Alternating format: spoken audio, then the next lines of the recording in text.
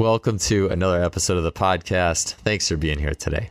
Today's episode, we welcome back coaches Cal Dietz, Dan Fichter, and Chris Korfist in a truly epic multi-guest roundtable episode. The amount of coaching and learning and experience that these three individuals have between them is staggering. Cal works in the university sector, has been at the University of Minnesota since 2000 in strength and conditioning. Dan and Chris have experience in the private sector and high school, and these guys have been influencing the training practices of other coaches since the early 2000s. Speed training is always a fun topic. These three coaches are fresh off of their recent speed training clinic collaboration, Revolutions in Speed. And on the show today, we'll be talking about a variety of topics on speed, including muscular versus elastic athletes, the importance of strong feet as well as toes, reflexive, plyometric, and speed training, advances in weight room exercises, especially those designed for rotational development and horizontal velocity, glute and foot development, and a whole lot more. This was a really enjoyable podcast to put together. I know you guys are going to love it, so let's get on to it. Quickly, before we start, I wanted to highlight our show's two sponsors, and then we'll get to an uninterrupted podcast. We have Lost Empire Herbs and simplyfaster.com. Lost Empire Herbs, they've been sponsoring this show for the past few years. Logan Christopher, who's been on this podcast multiple times, is their CEO. I really love the company, love what they're doing. You can get 15% off of your order by heading to lostempireherbs.com/justfly. You can get things like Shilajit, Phoenix Formula, Pine Pollen. Heck, I even get soap from them. Love working with the power of nature. I noticed that it is so helpful. I really enjoy using their products, and I really love the idea that I am interacting with and ingesting something that really grew directly from the ground, and now it's in a bag, and then I stir it up in my drink, and that's it. I just really have enjoyed the approach to herbalism. Check them out, lostempireherbs.com/justfly. Grab 15% off, and if you just want to head to Lost Empire Herbs, you can use the code JustFly. Second, simplyfaster.com. They have been with us since the beginning. They are an amazing sports information or sports performance information and education company with their blog. And if you want something to measure anything you can read out in the gym, on the track, so timing systems, force plates, bar speed velocities, as well as a bunch of awesome training tools such as inertial training, blood flow restriction.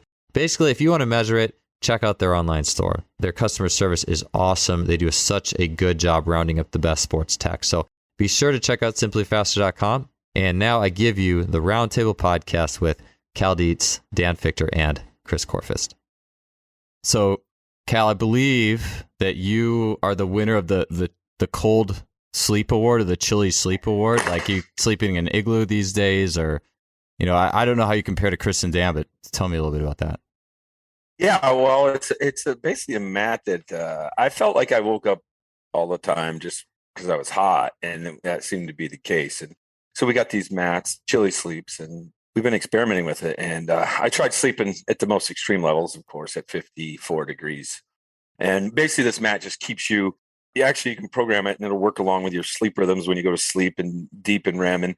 And honestly, it's been highly effective for me. My deep in REM sleep skyrocketed after I started that. So it's been pretty effective in regards to my sleep. And so even if I could get 7.5 hours, I'm still getting more deep in REM sleep on 5.5, 6 hours now. And actually I'm getting my full tilt, like the amount that I would need. And I feel great with 6.5. So it's almost a sleep hack, right? So I feel pretty good about it. But then I cranked it down to 54 degrees and slept there for about 2 weeks. But that was, I mean, because it was 90 degrees outside. I get up in the morning, go to work, and turn my heater on in my truck because I was actually that cold. But people set it between 75 and 55. So it's actually a really good tool. Now I'm leveled out at 64 degrees during the night. That's where I set it at. And then the beauty of that device, it just warms up, Joel. So if you set your wake up time, it'll warm up to 114 degrees and wake you up naturally. It's an awesome feeling when you wake up in the morning and your bed's 117 degrees because it gets rid of all that grogginess. And that was another thing, everyone's like 8 hours sleep and all that, but Cal does too, our Oura rings when we sleep, and it tracks your sleep. And you realize you don't need, if you're really tracking your sleep and you're seeing where your sleep is going, you don't need the 8 hours. I used to freak about, did I get 8 hours tonight? Am I going to feel good? But really, I do pretty well on 6.5. If I'm getting 2 hours of REM and 2 hours of deep, I feel pretty good. You guys have like competitions to see who can get the best sleep score on like 6 hours or something like that? That would be Chris. Yeah. That would be Chris. Yeah. I take drugs though. Mhm. Chris I'm on a limited budget. I just use ice in my bathtub before I go to bed. Yeah, I remember it was, I don't know if it was like just like a thrower thing, but I remember every time you would be on a track meet, away meet, this is when I was younger, and you were in the room with a thrower, like they always like to turn the air conditioning down to like 55 or 60, and I would just be like freezing like in my bed, and they would be totally sound asleep. Yeah. With rings around their sheets, right? From sweating. So. Yeah, probably. So, hey, let's get into some of the questions here. And this is something that's interesting because, it so often we'll be talking about a topic or a new topic is coming up, and at least a shade of that topic has been around for a while. And one of the things, the narrow versus wide, the infrasternal angle, has been really interesting to me lately. Just thinking about that, being mindful about that. But we've always had a term for that stuff. Like back in the day, it was muscular and elastic. We just didn't measure the rib angle or anything like that, or think about it into some of the detail I think there is now. But I remember, I forget if it was one of your articles, Chris, or a DB Hammer article. This was back in the old InnoSport glory days, which I wish everybody listening to this was able to read those articles and things like that. But whoever it was wrote, they said athletes either have strong feet or strong hips. It's kind of like they kind of have one of those two things. And I remember there was a few years later, Sparta Science had said there's athletes who like to bend their knees a lot and there's athletes who don't. Although that kind of goes beyond the ISA a little bit, depending on your situation. But anyways, I am curious of you guys' thoughts on that muscular versus elastic classification since perhaps the InnoSport days up until now. Kind of an open-ended question, but I'm curious you guys' thoughts on that. How you approach those classes of athletes. I know the InnoSport thing had different needs. You need this, you need that. So your thoughts on that and the mindset of the last 10, 15 years and where it's gone.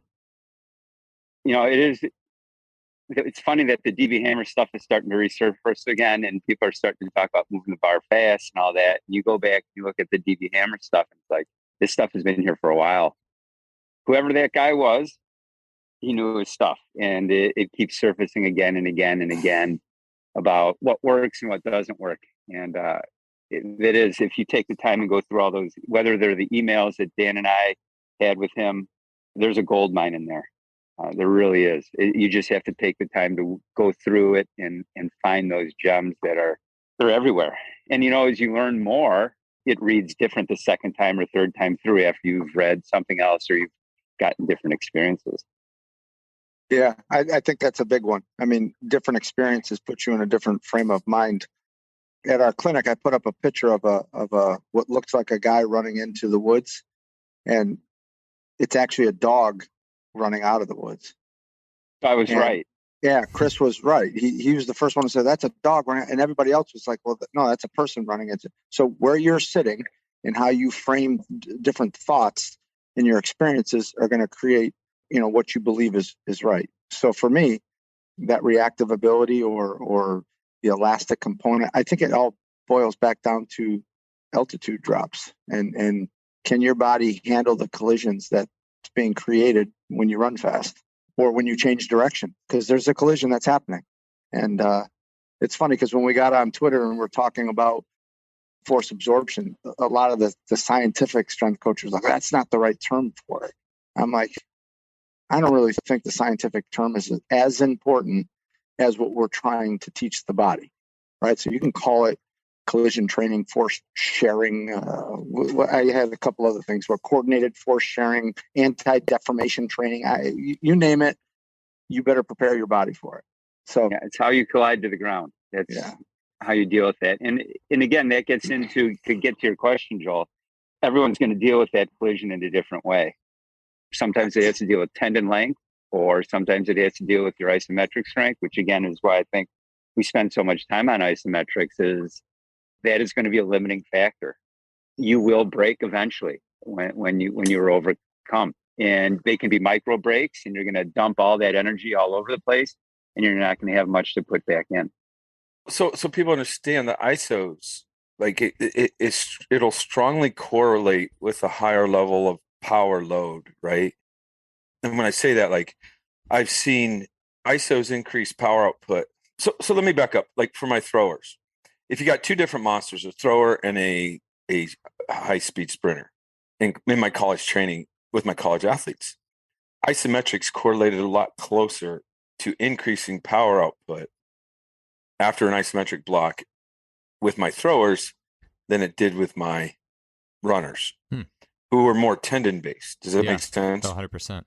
Which then brings you to another thing. And as these guys were talking, so then obviously I would think the sprinters are more coordinated in their power outputs. Okay. When I'm saying power too, I'm saying I think power exists anywhere between about 75% with your heavy muscular types versus down to even 35 to 25%. So I guess the big thing was I'll just give you where we were playing with tendos back in the day, and I'll train with them all the time. The throwers produced a lot more force above 60%. And then the runners produced a lot more power and force below 60%. But they're all in the power zone. So I began to think differently because I'm like, well, these guys are big muscular and bound up, and then the sprinters aren't. So then what is best for most of my other teams? Well, obviously I want most of them because I'm not lineman blocking in football. Most of my other sports should be more tendon based. So training closer to that model was a much highly qualified, I should say highly effective method. So let's say they did isometric and we went into power phase. They would have runners might actually not have very good quality about them at that time. Like their power output wasn't great out of the chute, like the throwers at 75%. So then the question is, well, there's a positive correlation at the higher loads, but with an elite tendon athlete, it might be a negative correlation. But then what happened is the elite tendon athlete after a couple of weeks would adjust and get back to being more tendon. So I think the adaptation can be negative, but bottom line is if the tendon athlete or the sprinter needed to get stronger, he will actually get a positive bump right out of the chute. But if he didn't need to get stronger, he actually might get a negative effect out of that whole thing. But it probably serves as a preparation period for them. Right? Because later, because later it'll come out. But the point is if you're getting close to the peaking, you wouldn't want to do an isometric phase with one of those sprinters unless you actually absolutely know what was going on, right? And that was the plan. So looking at this, it's like it's really comes down to coordination and tendon, because that tendon athlete, most of my athletes right now should be tendon athletes. You know what I mean? Minus the very specific big time throwers, right? Throwing a shot put. So that makes perfect sense just from both the things that I've been hearing recently and then even back to, I mean, you could take it even back to Charlie Francis in the 80s or 90s, where he's cited with basically saying, I'm not sure the exact phrase. I wish I had it in front of me. I look up the Charlie Francis training system on my computer here, but it's like some athletes do better with plyometrics. Some athletes do better with heavy weightlifting. Like some athletes do better with shorter sprints. Some athletes do better with longer sprints. And he saw those differences back then. But I don't think anybody was measuring, in percentile angles back then.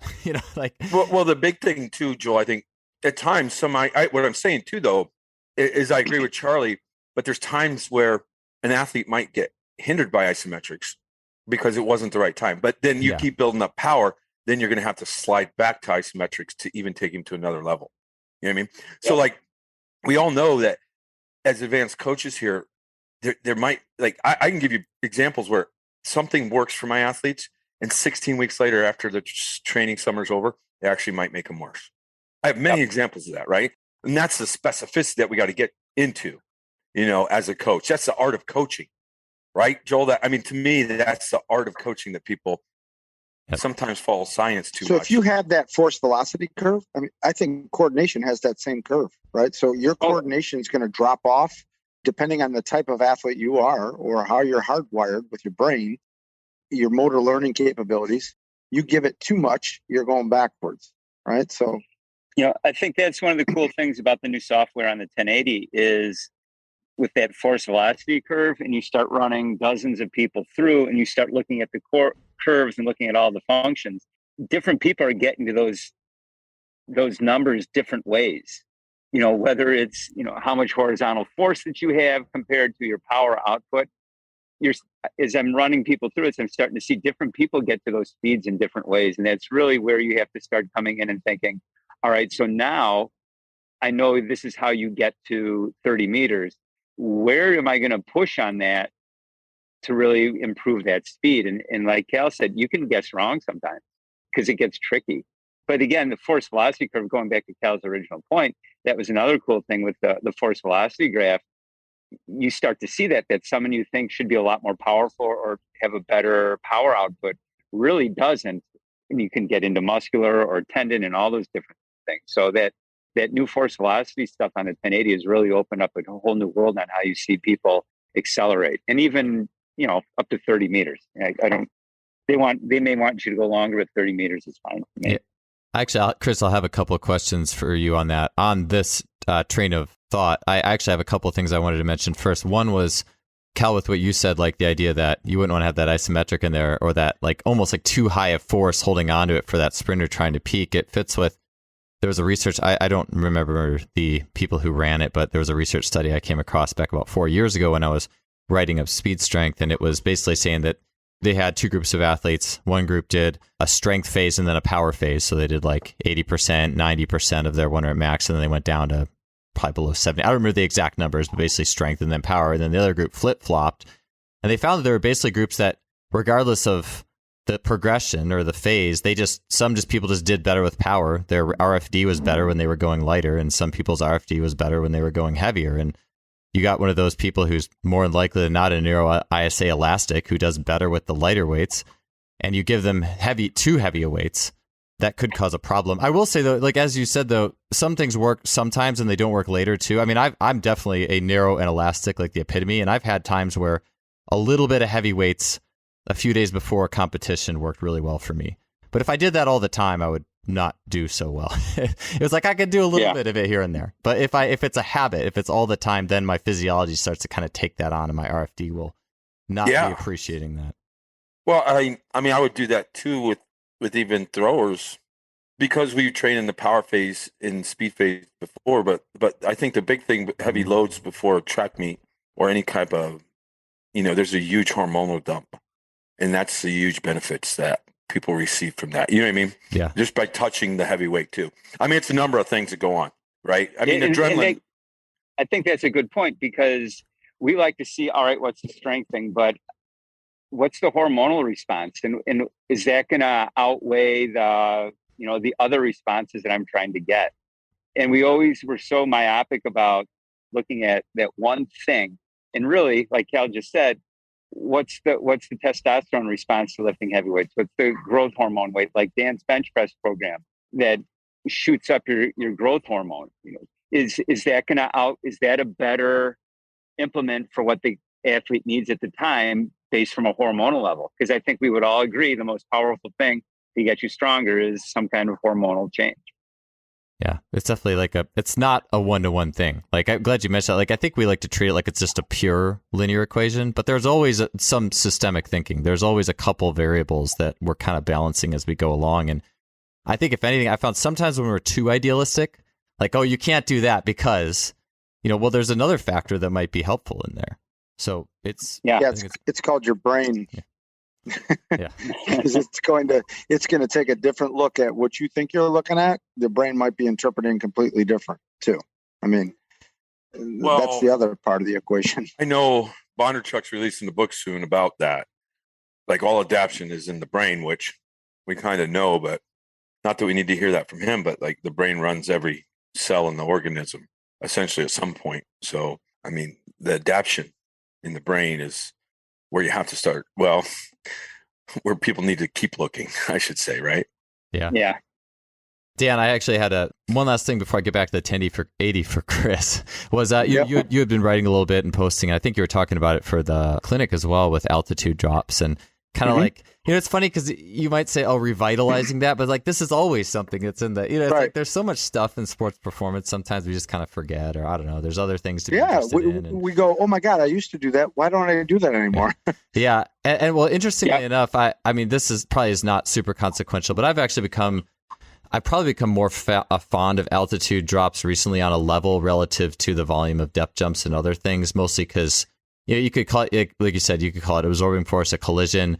like, do the muscles actually absorb force? But if anything, I find when you actually have to stop swinging on a dime, it's like the impulse travels through you extremely fast. Like, it's like the way the heels hit and it comes back up into the body, if the heels do hit. It's a really fast impulse. And yeah, you shouldn't do too much of it, or too much like where you're really dropping down and, you don't want to segment your jump. But anyways, what I was going to ask you is, in light of, like, do you find that this is kind of in light of the elastic and power athletes, that there's some athletes who respond better to more of that stuff? Like, you had said you trained, I think, someone who works in your gym and mostly doing altitude drops. And I'm like, yeah, what a great thing for an elastic athlete who can tolerate it. And so I'd just be curious more of your thoughts on that one.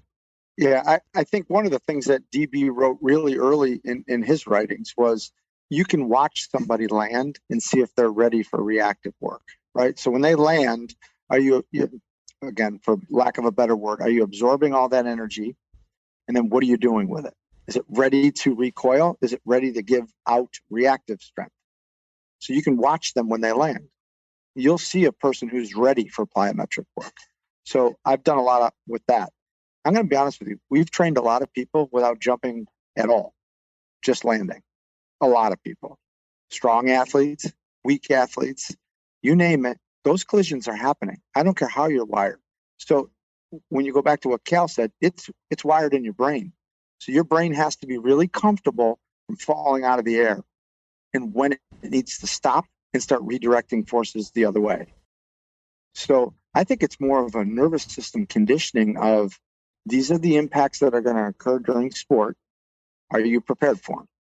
You've got a whole bunch of things like the vestibular system, how your visual system is kind of in your feed forward process of that energy of the ground hitting your foot, and you can't see the ground. You have to kind of get used to gravity and how fast it's pulling you down. There's so many different things from a neurological standpoint that go into it, that just outside of tendon strength and or reactivity, there's a lot more that goes into it, I think. Yeah, something I noticed that was interesting with drops, as opposed to, maybe you could just say, lower intensity stuff that you do, is that if you do like you have different ways to assess the nervous system. You could assess range of motion, like DC current on the muscle. I noticed that the drops can free up my nervous system faster than just about anything, which I find interesting. And a warm up I was playing around with for sprinting that I found pretty effective. And I'm sure there's several people who do this. I got it from Jeremiah Flood, but it's basically do a really long iso lunge and then do a lot, or, a lot could be a lot relative to people, but then a bunch of altitude drops and then start sprinting. I was like, that's a pretty good warm up. So it's interesting. That's what Jay used to do. Yeah. That's what Jay used to do. That's the juice. And again, I'm not saying all that is absolutely correct, but there's some validity. I look at it like this: when you hit the ground and you stop, everything in your body is turning on proportionately. That's what we're training. We're training a giant cylinder hitting the ground, and we want everything to turn on at exactly the same time. That way, compensations are gone. So it's only the true way to train that is falling low, is stopping something that's falling out of the air. Everything turns on proportionally. I think from a deep seated sense, the body understands falling and the bad things that can happen from falling. And even though you're jumping off a 24-inch box, nothing should happen. Deep down, your brain says, "Dude, you're falling. We've got to get ready for this." It's no different than training, a stumble reflex. Mm-hmm. You're tripping. You got to pull that foot through. Well, it's just a drill. No, your body. That's why you want to add these reflexive things to our different drills. Is we're tapping into something that's very deep and very protective, to use that to amp up that reflex so we can actually use it in a more athletic sense. Can I jump in, Dan? You sure can. Just don't jump on me. If you stop eating, just don't what? Oh, jump on me. Hey, what I saw last summer with 1080 doing overspeed work, and this thing just makes me crazy, right? Like, don't do it. I don't know. Maybe some world-class sprint coaches still think you shouldn't do overspeed work, but I only see phenomenal effects of it. But I tested a kid with some reflexes that were off, and as soon as we implemented the overspeed work with the 1080, those reflexes turned on. Yep. And my point to all this is to reiterate Chris's and Dan's points about being deep in the brain. And I would have to believe that altitude drops and rebounds turn on reflexes of the brain just for survival. That might be not, you know what I'm saying? Oh, so I saw it in 10. So really, you know, that that top end speed flies with the 1080. The brain is going, I am terrified, but I have to turn everything on, right? I got to go. Yep. And and the reflexes turned on. I'm telling you, I think the reflexes turn on with what we're talking about now, 2 drops. Yeah, I agree completely. It's that I got to go and I got to do it properly or else I'm going to get hurt. And with overspeed, I've got little kids doing it. I'm not pulling at 14 meters a second or anything like that, but it's just enough impetus where it gets them moving. And then all of a sudden, all the really poor running form goes, and all of a sudden they're pulling through on the ground. They look like a Ken Clark type running style. And that's why I went to it so much, because I can instantly put you into, that scenario that Ken Clark talks about, creating tangential velocities and pulling through on that leg. And it's a gold mine. It literally changes people instantly.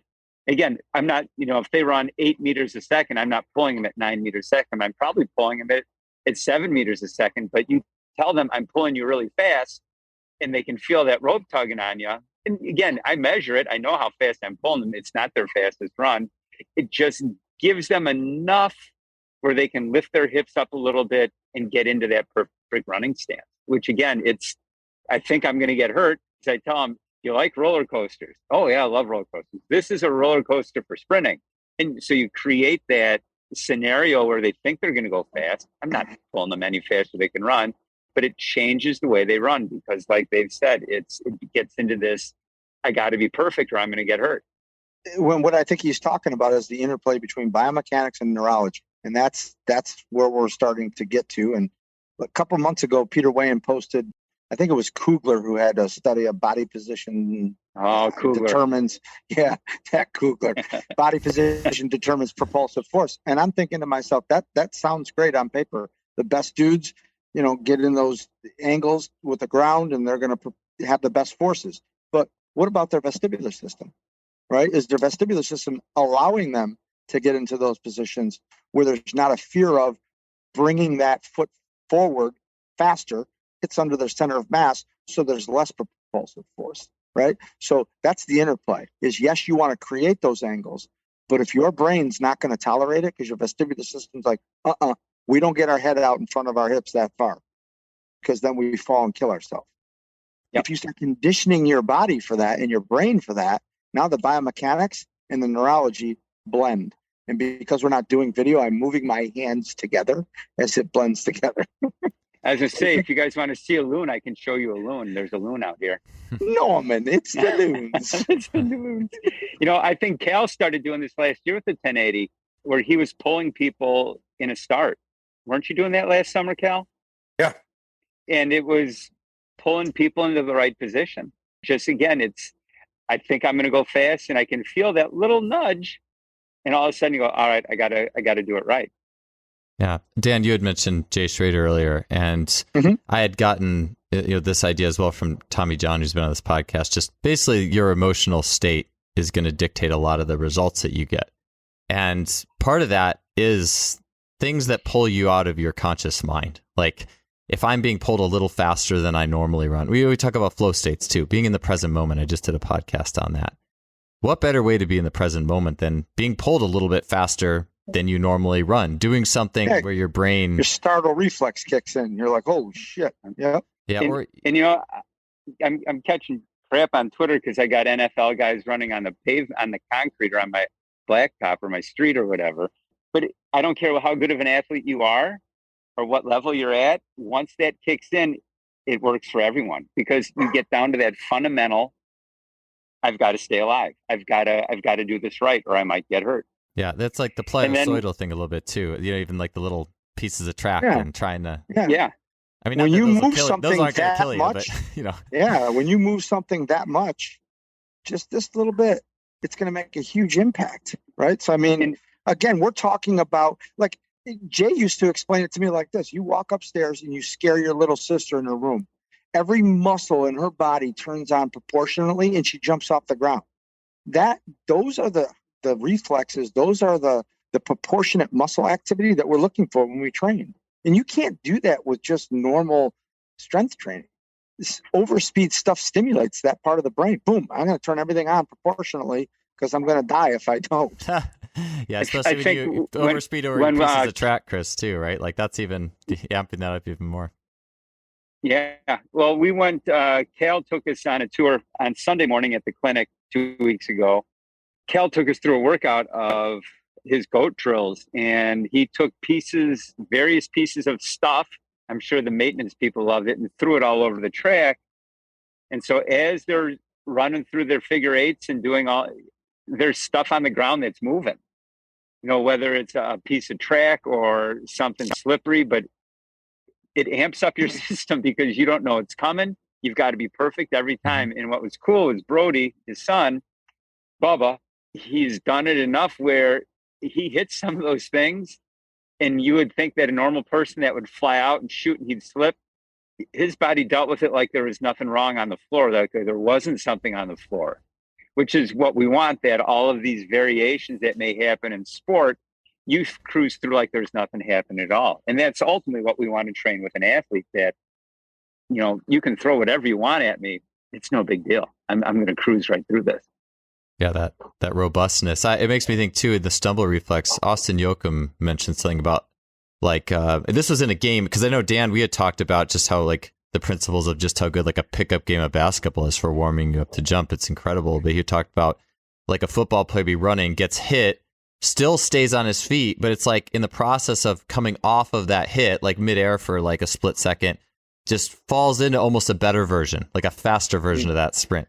And we were thinking like, oh, like what if you line someone up for a fly 10 and right like 10 meters before they hit the zone, you kind of like bopped them with a, like a football pad or something, just to put them, just to get a little reflex. And I've even was messing around a few weeks ago with like a sprint float sprint, but tight leading up to a fly 10. So I'm talking like 10 to 8 meter exchanges, maybe even tighter than that, to be honest. It was a little bit random, but I found that shooting out of that, and it like the reflexive on off, it actually improved my quality of that final sprint. And I was sprinting just about as fast, if not faster, than if I would have just let up and kind of thinking about it. You know what I'm saying? Yeah, I think Franz Bosch wrote about that a little bit. And John Pryor, I think Chris will talk about that probably, but it's that restoration of balance, right? Yep. So when you get knocked off, can you restore your balance and run? So you can now utilize that, just because when you perturbate the body, now you're going to get co-contractions in your spine, and it's going to align you the best possible way it knows how at that time for survival. So yes, before a flying 10, if you were just boom, just a little bit, you're going to get stiffness where you want it. Yeah, I think that would work great. So yeah, there's lots of ways to do it. Yeah. So these are always the best podcasts when it's like I have a bunch of questions. I only get through like one or two. I think we can get through at least 3 here. So, well, I do want to ask Chris too, just before we get to some sprint KPIs and some gym training stuff. You had mentioned seeing different things on the 1080, like different strategies. And I like that term. That's the term you hear in the biomechanics world and lifting biomechanics world a little bit. This person had this strategy to make this lift. This person had this strategy. What are you seeing? We had talked about the wide, narrow ISA or the power, muscle, or elastic athlete.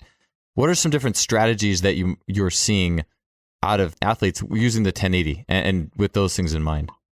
Are we talking over speed, or are we talking you're pulling? I was thinking more pulling. I was thinking more pulling. But if you have both, I'll take both. Yeah, both would be interesting. So acceleration. Well, you've got the muscle people. Like you. We never actually answered your first question, but the muscle people, they try to muscle through it. You can hear, a hard cling into the ground, a hard pop into the ground and a push, especially when you get up in weight. But you're really reflexive people. You're going to see a lot of tendon action out of that Achilles. You're going to see that footwork really well, and they tend to do better. Unless you get really heavy, then all of that reflexive stuff is right out the door, which is why with my reflexive people, we don't go heavy, because all that snap that comes from your Achilles and it comes from your patellar tendon, all that, you go too heavy, that's gone. And you're kind of like, well, I don't know if I want to really strengthen that to the point where they're not using their main thing. So you have to dial it back in where you can still see that snap on every step. For your average athletes, for people who do not or cannot get into those positions with their lower body, you'll see an excessive lean. You'll see excessive arm swing, where they trick themselves into believing they're accelerating by leaning forward, but really they're not going anywhere.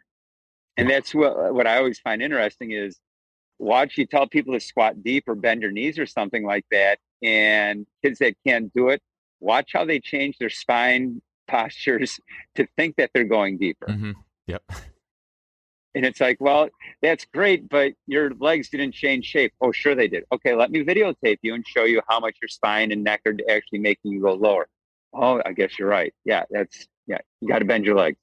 Yeah, that fits, it seems to fit with what Rick Franzblau was saying. Like the wide SA muscle could do well with like the really turn up the resistance on that thing. They can crush it, but then you got a narrow, elastic, like springy individual, and if you have it too high, if he was talking about like a bilateral anterior tilt like response, but it's good to be able to picture it in different ways too. Like for like you were saying, like their ankles are mushing more, like just their arms are swinging excessively because they're not managing it. They just can't manage it.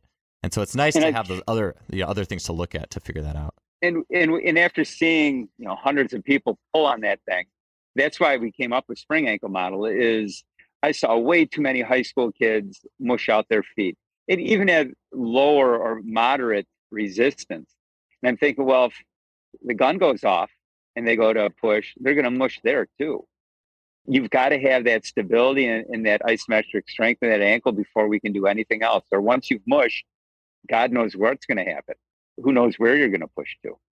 Yes. I guess, Joel, the big thing here would be, like, I'll give people an example, and look, Chris's spring ankle is much different than like all these barefoot people, right? And I'll give you the prime example. Last spring, I did 4 weeks of GPP where we ran stadium steps barefoot, climbing steps, weight room circuits barefoot, and we jumped right into a power cycle. And the majority of my athletes' feet were still too weak to absorb the force from their hip and knee pushing down. So I know all these barefoot things on the internet, and I mean, they're great. They're healthy. It's great. But even when I watch those guys run, they don't generate a lot of power. Let's be honest, right?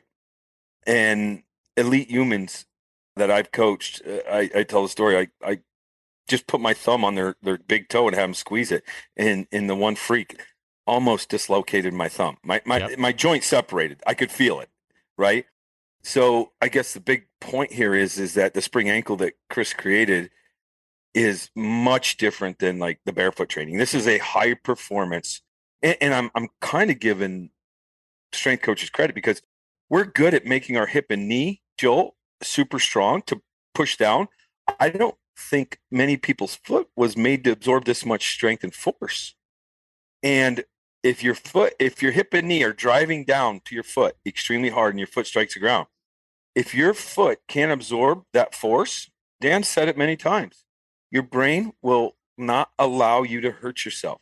Yeah. So your brain is now down regulating the force you generate. So my point is that if you do the spring ankle model and you have weak feet and weak ankles, and then the ankle rocker also, you will open up that. You already may have that power just hitting in there. You will take the governors off that human and instantly see them faster and jump higher and run better, because the brain now says, I am stable when I run or go to strike the ground with my foot. I will take the governors off. I've seen it too many times. Like even short striding. A lot of times people actually short stride not because their hips are tight. It's because their feet are that bad and they can't absorb the force in the ground. They can't absorb the force. Their body knows it's going to get hurt. Yeah. And that's the funny thing is, with all the kids playing all these club sports and travel sports, and I work in a high school, and you see the kids on the crutches, what happened? I blew my ACL and all this. We're worried about, this and that. Most of the time it's going to be their feet can't absorb the force in a different position. And it collapses. And the body's always going to give up something distally. So let's say you're playing soccer and you've got your ankle braces on, you step funny, your foot can't take it. I'm braced up in the ankle. I'm not going to blow my hip. So what's next? What's the only thing left to blow? Your ACL. So I think, and going back to your original question with the feet and the hip, if you can tie those two together, I think you're going to have a much more bulletproof athlete where the two talk to each other. We spend so much time on the knee. The knee's just a hinge joint. It's really the foot talking to the hip and the hip talking to the brain, and the brain's trying to say, all right, we got to navigate this.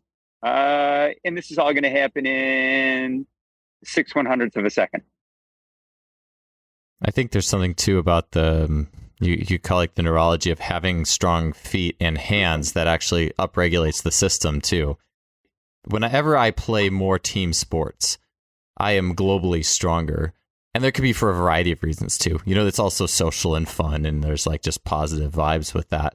But I think that there's something about having strong. I know that they've done research where like you do the training with fat grips. Cal, maybe you even talked about this at some point. I've heard this stuff so many times. Sometimes I forget who I heard it from, but basically train with fat grips. Then when you take the fat grips away, like all your upper body lifts are better because you had to like drive harder. There was more neural drive to the hand, just more neural drive, period. And I think the same thing exists in the feet. Like I know for me, especially as a narrow and elastic for sure, but I think it's definitely true for everybody. But I definitely I'm down with that. I think that, a strong set of feet and hands even, I think it really goes a long way. Think about this for a minute. A lot of people will talk about the biomechanics of the foot and the position that it needs to be in and the tendon strength and all this stuff. But if you start to manipulate when the foot hits the ground and you put the brain in a position where it doesn't know when it's going to hit the ground, like when Cal puts those little things on the mat and they're at different heights, you have to pretense. Your brain is naturally going to work on that stiffness and the quality of the ankle. So then there becomes this interplay between biomechanics and neurology, because remember, your feet and your eyes set your posture. So both of these mechanisms are hardwired for reflexes. So we have to make sure we're addressing both ends of the spectrum here, because, oftentimes what we see as a foot problem could actually be an eye problem, because how you are interpreting the horizon when you're running. Right. Yep. So there's this interplay. And then in between that is all the co-contractions that happen along the way between your feet and your eyes. So there's a lot that can go wrong when we look at something and we go, "Ooh, that's just my foot." Might not be. That might be the end product of what you're seeing as a instability up top someplace. So one of the drills that I love to do is put that wooden dowel and put bands and make the upper body unstable. So then let the lower half motor organize. So it has to create proper angles, proper stiffness, because there's that fear of I'm going to fall on my head.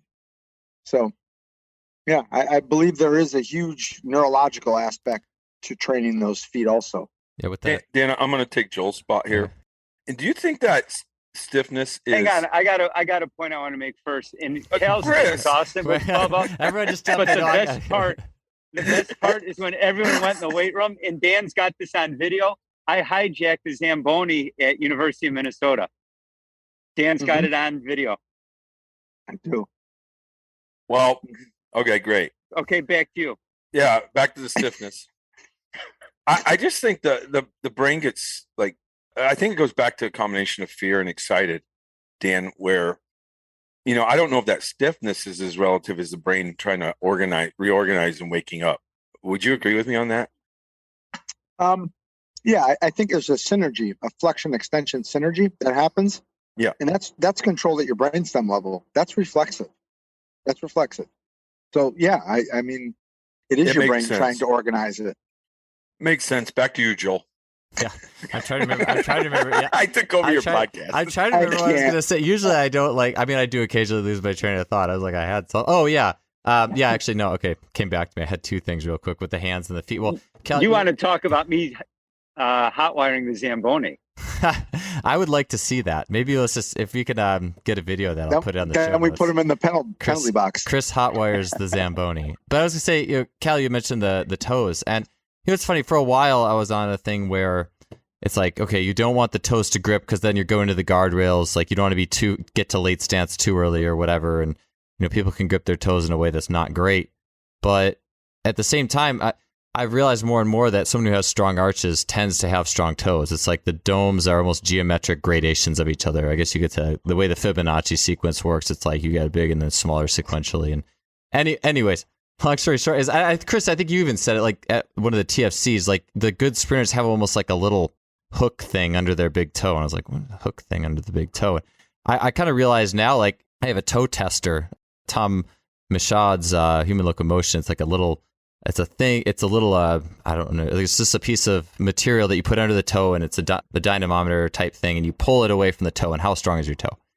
And I find that people who might not be that strong, squat or whatever wise, their toes are usually pretty strong. And it's funny, my kids who it's funny you talk about barefoot. It's like, yeah, they go barefoot all the time. They have different sensations, and they're hopping all over the place too. And they're kids, so like their feet haven't gotten messed up by too many shoes yet or other types of things.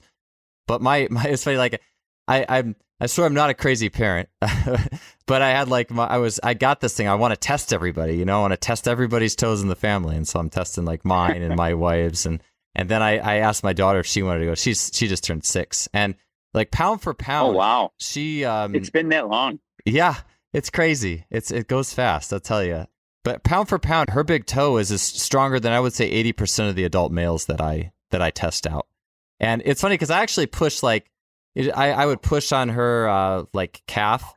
I like trying to see, all right, well, can you push into my foot with your calf? And she doesn't know how to do a calf raise. Like that's not her language, but she can push with her toes. And so can my son too. I mean, he's 4, so I don't think he really gets it, but anyways, long story short is I look at what my children do from just a fascial perspective, an arch perspective, a bounce up and down perspective, and they have that toe strength. Outside of that, they don't know what a calf raise is. They don't really know how to do that stuff, but that's kind of built in the system if you're doing things the right way, I think, as a human growing up in terms of not wearing shoes and experiencing different surfaces and running and jumping all over the place.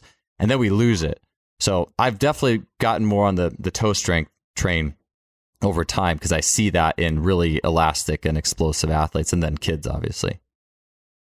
I agree. I think some of the best female athletes that I have come in, raw, have kids that have been Irish dancing. Yeah, I could see that. I could totally see that. And parents always say, well, what can we do? Blah, blah, blah. So first of all, I would take 4 weeks of Irish dancing. Oh, I don't know if they'll sign up for that. And then I would take some other dancing class so you learn how to move and control your body under pressure. Isn't that what sport is? In a coordinated pattern. In a coordinated pattern. Irish whiskey does it to my feet, though, Chris. Irish whiskey and then Irish dancing. Can we get Chris hot wearing the Zamboni and then Cal Irish dancing? Well, that's what happened Saturday night. No. That'd be awesome. It was Max Schenk when he was on this podcast like 120 or so episodes ago. It said the best, like a great way to train elasticity was just turn on music and just hop and basically hop and dance with your feet for 5 minutes. And our warm-ups this year for track, we danced. Yeah. Rhythmic motions heal your body. Yep. So everyone gave me a hard time. I don't know everyone. I really don't care what people think, but what are you guys doing? We're warming up. Well, it looks like they're dancing. Yeah. Do they look happy? Yes. Are they moving? Yes. Are they moving rhythmically? Yes. Isn't that what we want to do? A little RPR and then a little dancing, and we went and ran. Yeah, I think that rhythm and dance is healing to the system, and it's tuning to the system. I haven't been. There's 2 things that have warmed me up as good as anything. One is playing pickup basketball or just a game, and then 2 is some sort of like something that involves dancing or rhythm. My warm-ups with Paul Cater back about 5 years ago. Like I swear I was jumping like 6 inches higher after it. He turned everything into a dance. Like even medicine ball throws somehow became a dance at some level, and it's just like your system is so tuned up after those. But athletes, I'd be curious, Chris. I have some athletes who love that stuff, and then some athletes are kind of like, you kind of like see how far they'll roll with it or how excited they get about it. But it's if you can sneak it in there. Yeah. And if it doesn't work for them, they say, well, what works for you? Yeah. Okay, go do it. If that's what works for you, go do it. Like I had a kid that loved to static stretch. I hate static stretching, but it seemed to work for him. And I said, yeah, if that's working for you, man, go for it. If you think that's going to make you better, yeah, great. That's one of those things with the complex Frequencies system. and vibrations. Frequencies and vibrations. Yeah. It's everything. It is like, with the complex system, Chris, like I was saying before, it's like, with the stretching, it's like you could be idealistic and say that's, static stretching is stupid. And we could probably find a bunch of ways to say it's stupid. But if the person really likes it and feels good after it, I mean, I can't argue with that. Yeah. All right. So let's shift to the weight room a little bit. I mean, all this stuff obviously super applicable in the weight room, or altitude drops, obviously a weight room thing, but foot strength, obviously something, a gym thing or outside. Actually, let me ask you guys this. It's interesting what's new is old, or what's old is new in a way. One thing I was thinking that you guys used to do, Cal, you mentioned with the ankle rocker, is a big thing I've been talking about a lot on this show is like mid stance, like early stance, late stance, mid stance, and internal rotation of the tibia. Like to me, I think about the ankle rocker and the toes up ankle rocker, like especially. And I was like, oh yeah, that's like that stuff. I'd be curious what your thoughts are if you guys have advanced or how you're still using those types of things, like the ankle rocker toes up stuff, multiple foot positions. I know, Cal, you're working on that lately. Tell me a little bit about some of those applications to what's happening in the gym, be it foot training, single leg training, and those kind of things. I mean, I guess, and let's just, if we want to take one example of an exercise like a glute ham, if people like that one, but I came with, if they want to look on my YouTube page, it's angular shank loading model, where we actually, when we're training strength, we have a more wide stance on the glute ham. We go to the very edges of my glute ham, which is a really wide glute ham, a foot plate. And then, because if you watch somebody or a young kid, let's just take a young kid, you don't coach him to push a sled and it's heavy. As they start moving it, their feet are wider, and then they actually move their feet narrow as the sled gets faster. So my point is I guess you just look at foot positions from the start of the running, right? And so when we're in a strength phase, our stance are wide, and then we go with the mid stance in the power phases, and then we go with the more narrow stance on the glute ham in the speed phase. And that's on my YouTube, that perspective, the angular shank loading model, angular. But then how we roll that too, in all of those foot positions for wide to narrow, all three, we actually do a three foot position there. We'll go externally rotated, internally, and neutral. And how far do we go? Well, basically, I put that on my YouTube page. It's the 3-way foot model, where we go about, on speed, we go about 15 degrees max either way, because really your foot's running at a 10-degree angle, internally and externally rotation. Obviously, Chris and I talked through that. And then the other thing is the foot roll, where we actually roll our feet through our big toe. So you start with the force on the outside of your feet and roll to the big toe. While you're so just that lift alone, those are the three things we're doing with our foot. And if you look at the foot roll, I think I termed it the foot roll on my YouTube page. I have a 3-time Olympian or 2-time Olympian doing it on there, and you can see her foot strike. And she's doing a glute ham so hard and violently that she actually comes 6 inches off the pad when she comes up. But then when you see her come down and reverse that and go to re-engage her hammies and glutes, you can see her foot roll through, and it's only like the ends of her toes, but it's really fast. And I actually talked through it on the foot roll model of the video. But yeah, those are the three things that we're actually doing. And you talk about the toes up. Well, on the ankle rocker, I coach people to, on the way down in their squat, or we're doing a single leg squat or a step up, whatever it may be, you're lifting your toes up because you're trying to address the extensor arch in the foot and push your knee forward. And then when you go to reverse, or before you go to reverse, most of them will slam their toe into the ground, flex it to cause the correct glute pattern, so that you fire the glute. And you don't coach them when to do that. Their brain actually starts to do it automatically. It's a reflex. Yeah, it's a reflex. Babinski, right? So that's everything. That guy Babinski again. Yeah. And that's exactly everything that's going on in the foot that we're coaching. And eventually you don't have to coach it, because if the foot starts to function correctly, then they kind of do this naturally, most of it, I should say. Now they got to hold the positions the way they want, but ultimately it's and then you tie it into everything that Chris has talked about with all his KPIs and speed that he's found kind of match up with that. And really it's diverted from him, because I'm not usually the first or second person he talks to about it. But so I'm curious with the wider squat stuff and like the 1080 or just acceleration in general. I think you had linked it to when you do a start, you're a little bit wider. As you come up in the top end, your feet get narrower. Yeah.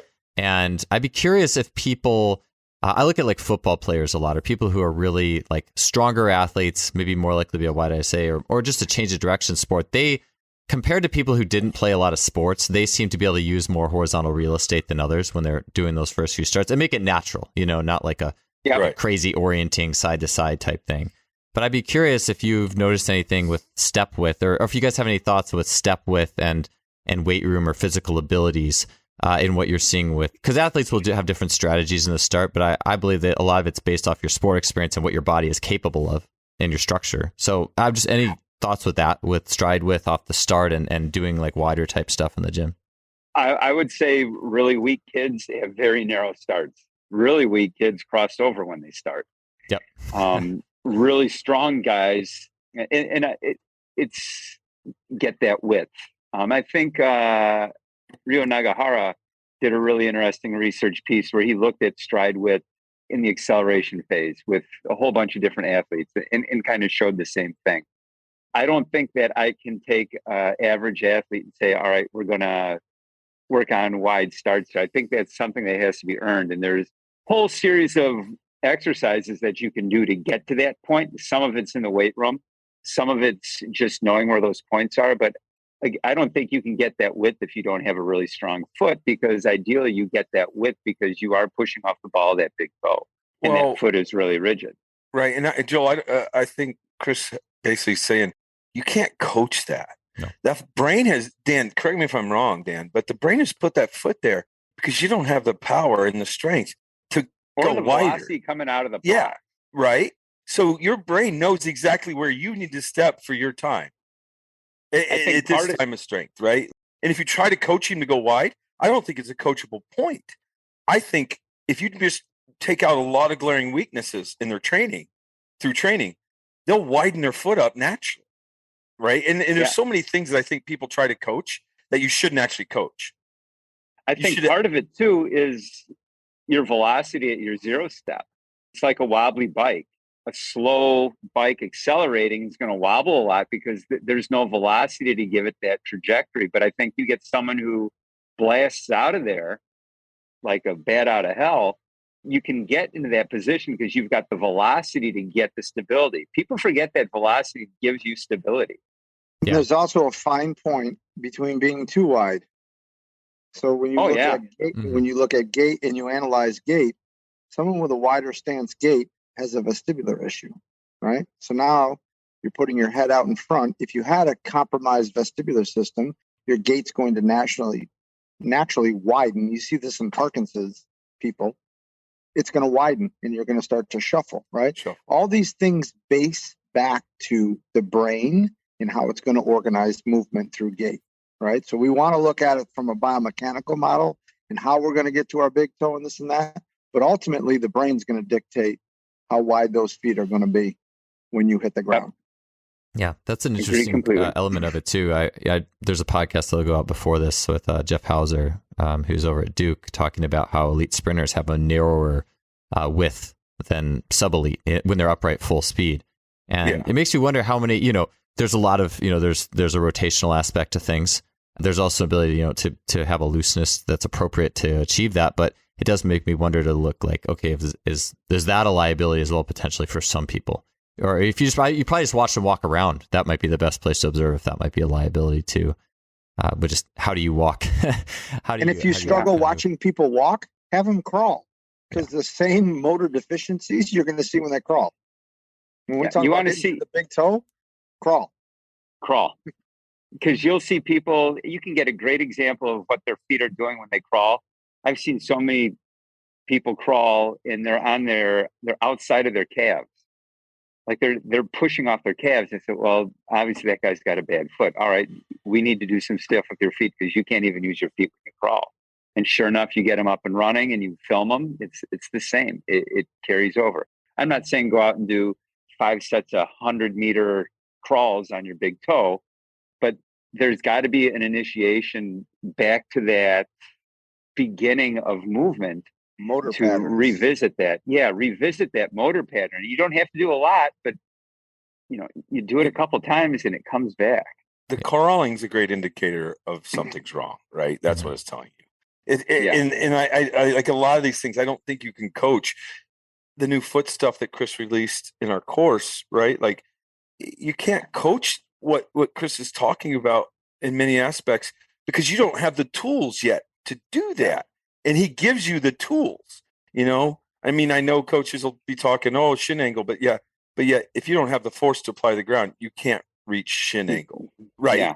You have to have a powerful athlete to have a really good shin angle. You don't tell a horrible athlete to get a good shin angle. That's a good place to see the brain stopping people too. Because if you don't have the strength, the brain, it's very hard to get people to do that. And if they do get it, they'll kind of stumble out of it. It'll just be like their foot will end up way too far in front of their next foot because they weren't able to support with that bottom leg at that position, and then it just doesn't look very good. If you could even get them to, I think the athletes who are really good risk takers, like they might be able to do it, like, but it just isn't going to look very good. And usually you tell them to, like, hey, I want you to start and let your shins drop. Maybe you start in a bilateral stance. I just want you to see if you can drop your shins real far and go. And they just won't. They won't. It's just not going to happen. No. The brain's do you ever take a kid and like you hold them up and you want to show the body position of acceleration? You just have them lean on you, and they get so nervous they automatically put their foot out there because they don't want to fall, right? So again, it's all what the brain's going to give you. I mean, what's basically happening is you're throwing your noggin out there, and your foot's creating a platform to land on.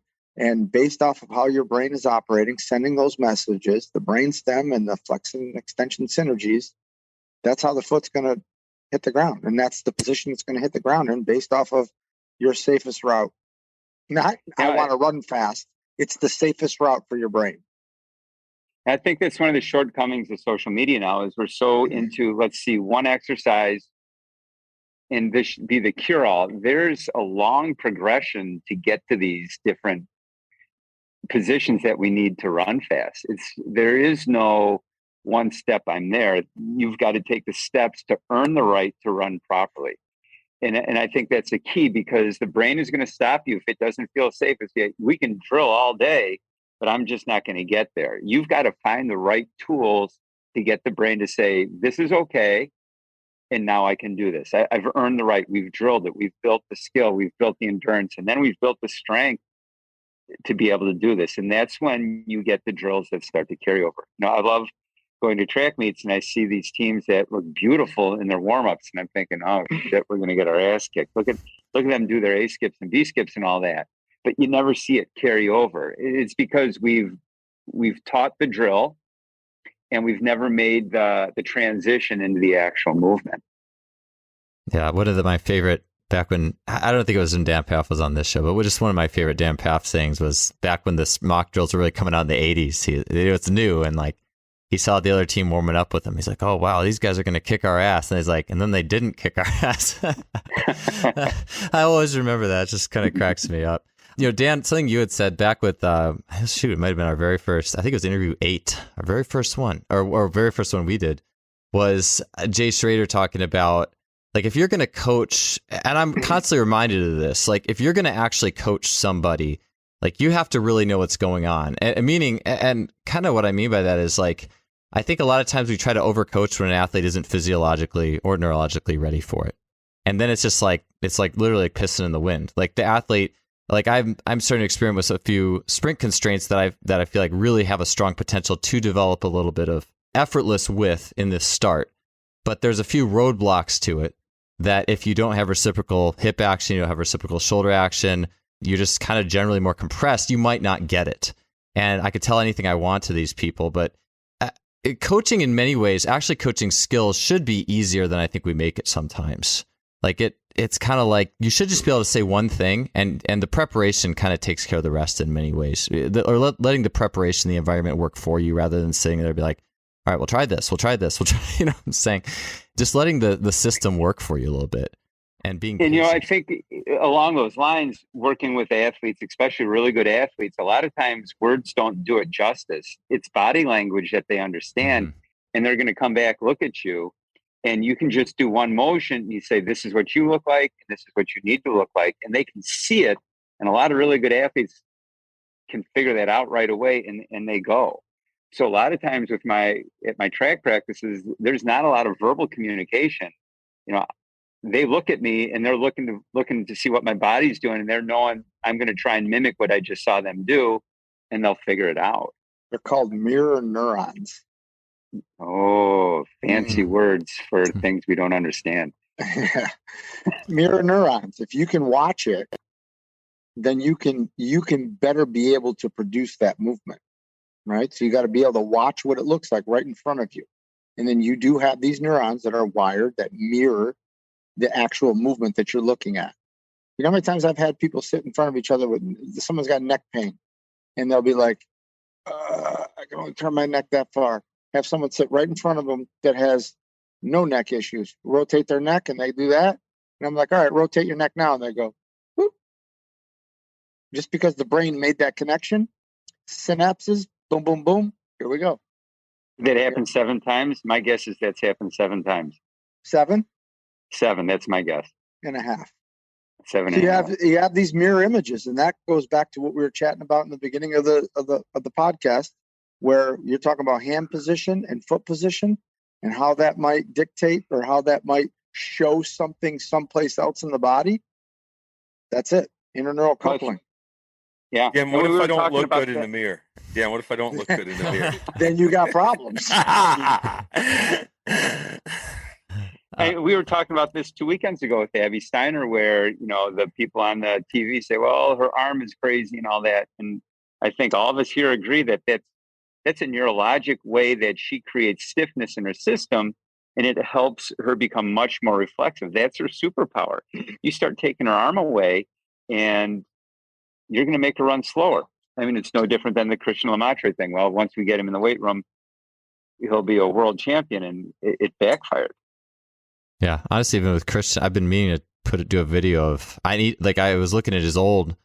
There's a newer one. It's like if you look at Usain Bolt's slow motion, it's like, you know, Usain Bolt and Lemaire's right behind him.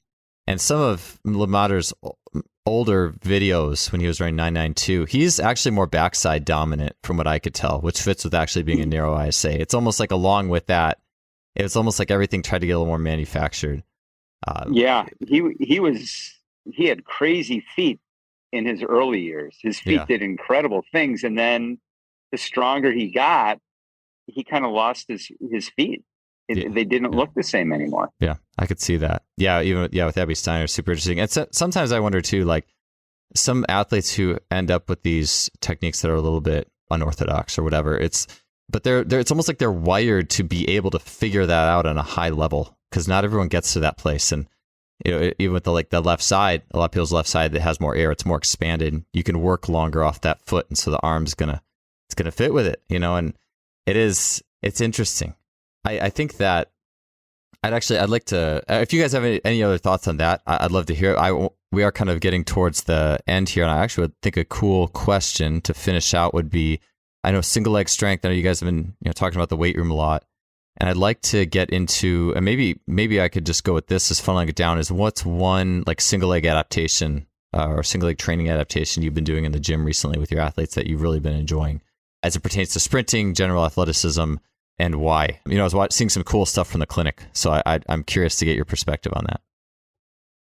Mine is making, in your single leg training, making coordination a piece, making both halves of your brain work together. So again, everything that we're trying to do to improve gait or to improve someone's running or to improve their athletic ability has to make sure there's a coordinated piece to it. So if I am balancing on my right leg and moving my left arm, if I am doing something to make both sides of my brain work, Cal would call it his GOAT drill. I want to make sure that we have that crossover in training all the time, where that corpus callosum in your brain is working double time. That's going to take everything that you do in the weight room and make it more efficient at giving you the kickbacks on the field. I'm going to steal Cal's fire here. And I'm going to say the single leg drill I like is I'm going to mix altitude drops with Cal's Yuri drill. That's my new favorite one. Stole it from you, Cal. Now you got to think of something else. Well, can you explain the Yuri drill? I saw. Well, wait a minute. You stole the altitude drop Yuri from me. Then I stole the Yuri from him. Well, yeah, explain the Yuri, please, too, before we get too much farther. I think we all know altitude drop pretty straightforward. Maybe, Chris, why don't you explain it? Okay. Okay. Well, I want to hear it from your perspective because. All right. So this is what happens. You take a band and you stretch it in front of you, and then you're going to in a rack, let's say. In a rack. And then you're going to go through a cycle, and you're going to step through and try to drive through that band. So it's a resisted peak velocity type drill, and you can change the width of the band or the thickness of the band. But the awesome thing about this clinic that we had last weekend is as one of us was up talking, the other two sat and we came up with ideas while that one person was talking. And then afterwards we got together like, yeah, this is better. We're going to do it this way. Cal, that one sucked. Yeah, you're right. And so we were all. I didn't hear him say that. I saw Cal making fun of me when I was up doing my presentation. Oh, only because you tell the worst stories ever. About his flip phone? Yeah.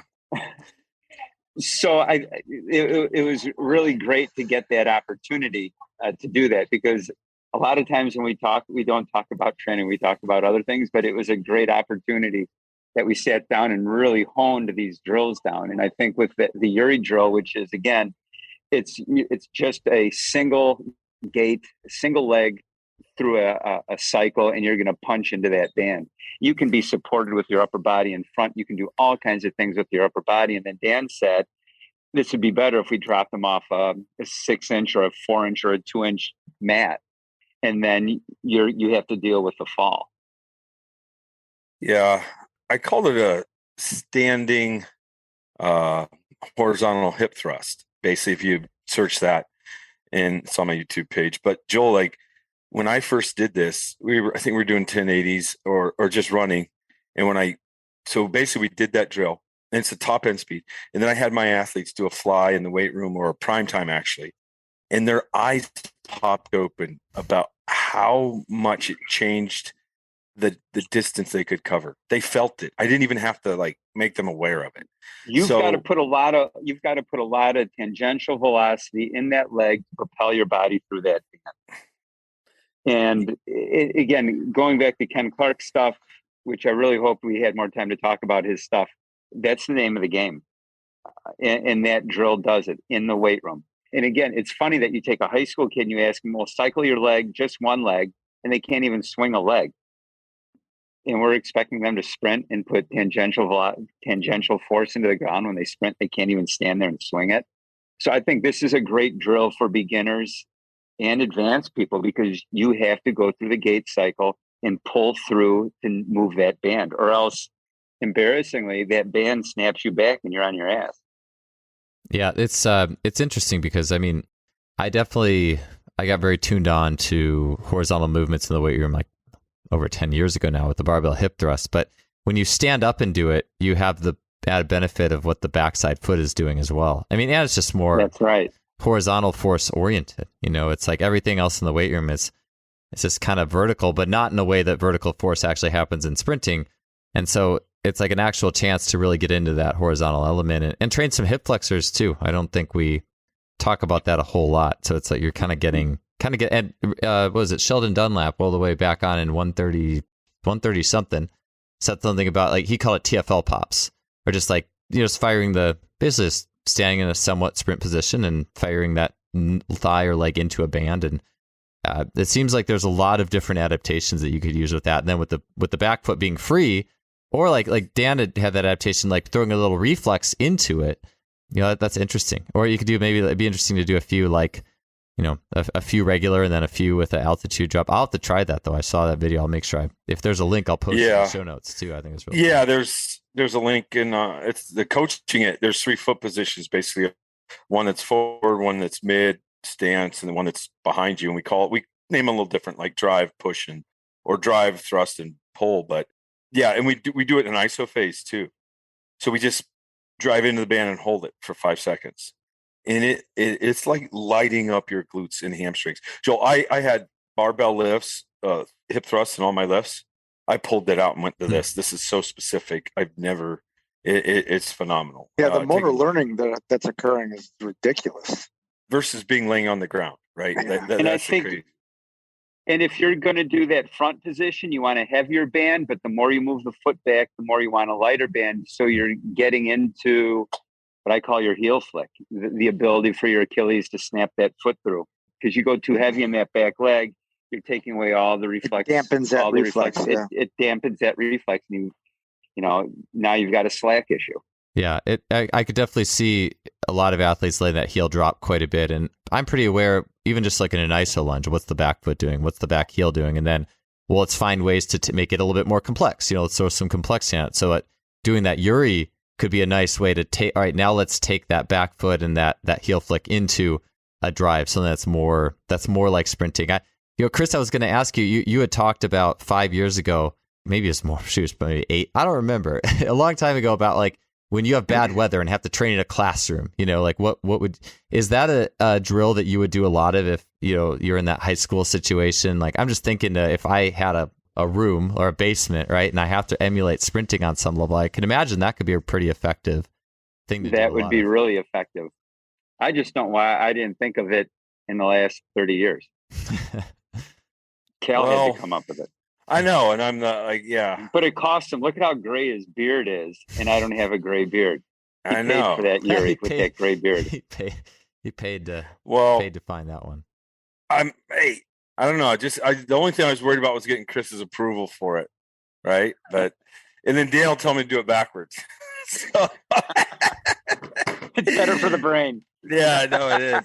Well, do you hear that, or do I turn it up? Yeah, no, but it's like, but no, it's video. It's literally, and Joel, like, for if people watch the video, and I named it to Yuri because Yuri Verkhoshansky inspired it, because they had those old gymnastic like poles that went vertical or horizontal on the gym. The gymnastic bars. Horses. Yeah, gymnastic bars. Like, I kind of got the idea from that, where they were trying to do a hip movement. And I'm like, let me simulate this in the rack. They would weight the Russian drawings of the people. Yeah, they would weight the back leg, and they pull the flexor through with the weight on the bottom of it. Yeah, same kind, but not. But then the point is that you don't need to do it in a rack. Like, an assistant of mine has just left. He went to a high school, and they do it on the field, holding onto a fence, and they pull bands and just hold bands and get to that position against the. Yeah, right. Okay. So it's just, when people see it, you can make your own shift variations of it. But it is the single best transfer of speed that I've ever seen. You know why? Here's the key. It's teaching coordination. You have to coordinate where your hips are on that band, and the tactile feeling of where it is to where you're pushing on the back foot. Everything has to be coordinated. And it's a motion that teaches coordination. And if you don't hit it right, you ain't gonna move the band. Yeah. Dan, right? Do you think I think if I do 12 beers, I can still do the lift. So I'm gonna try it. All right. Okay. All right. The Yuri lift, or like one arm snatch overhead, like with like. You won't even be able to say Yuri after 12 beers. Yeah, all that too. Cal, you had mentioned you kind of tossed hip thrust for that, and I was recently doing a podcast with Rocky Snyder where he had moved away from that in favor of just more single leg that basically loaded up the spiral and got the glutes through the transverse plane. And you look at the research with the hip thrust and sprinting; they're a little off and on. I mean, I've had good experiences with them, but not necessarily blasting and going super heavy. It's more like that's what gets you started, and then there's these other things you can go to. It's almost like this progression, hip thrust, and then you can keep moving. And Chris, I know even a while ago you had this was another long time ago, but that 45, glute ham, just something that with a barbell, just something that's probably a little bit more active than that. I'm curious if you still use that. I still use that. I've changed a little bit. I think we do so much straight up and down glute work that we forget that the glute is a rotator as well. Mm-hmm. So I really like that machine. We do it single-legged, slight bend in the knee is out kind of like a bullfrog, and just the ball of the big toe is on there, and you're going to do the lift that way. The frog stance. Frog stance on the ball of big toe. Nice. I'm going to try that. That sounds like it is a glute torture even more than the regular version. Line up those diagonal fibers. It's funny. My basement is a collection of stuff that gets thrown out by gyms because nobody uses it, but it's really the most effective stuff. So 4-way hip, 45-degree glute extension, glute ham, and MVP shuttle. I mean, I get away with a lot with those. I love it. All right. So before we get out of here, I know you guys just did a speed clinic. You guys want to chat about that or anything else? If people want to learn more about this stuff, find you on social media, or et cetera, et cetera. If you guys want to talk about that real quick before we get out of here.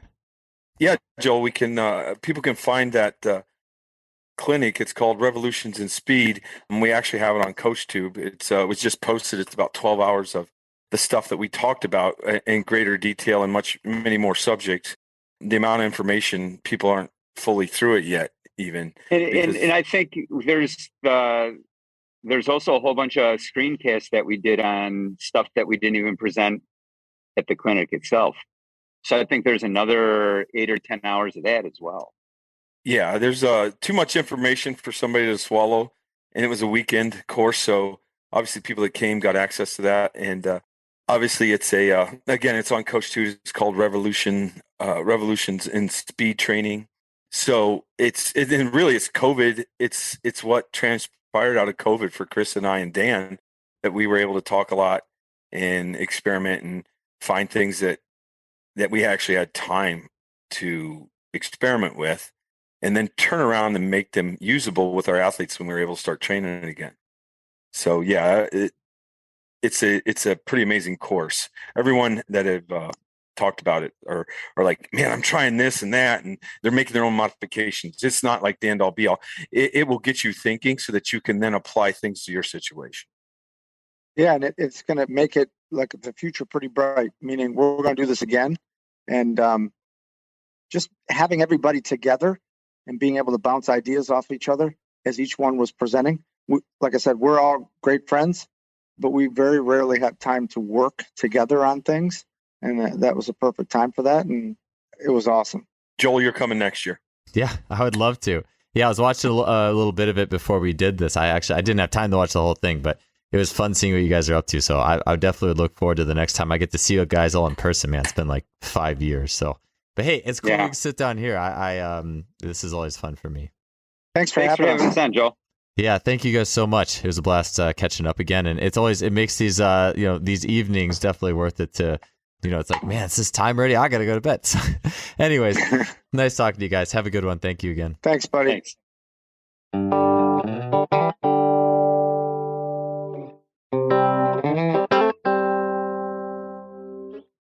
Thanks for tuning in. Awesome to have you here. That podcast was so much fun. If you want to help us out, you can leave us a rating or review on iTunes, Spotify, Stitcher, whatever you're listening to this podcast on. Head over there, hit us up with a review, or hit up a review on our behalf, I should say. And I totally appreciate that. We'll see you all next week.